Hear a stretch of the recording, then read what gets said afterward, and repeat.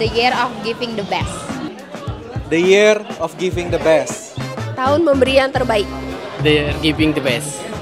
Temanya di tahun 2025 adalah Giving the Best.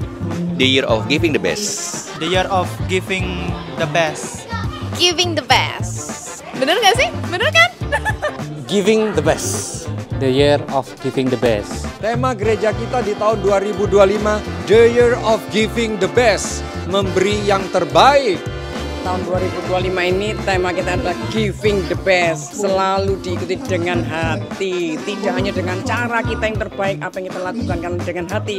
Kita akan melakukan dengan hati yang penuh kasih dengan Tuhan. Ada satu relasi yang luar biasa. Itu yang dipentingkan. Jangan lupa juga relasi dengan sesama dan keluarga. Tuhan berkati. Selamat Giving the Best.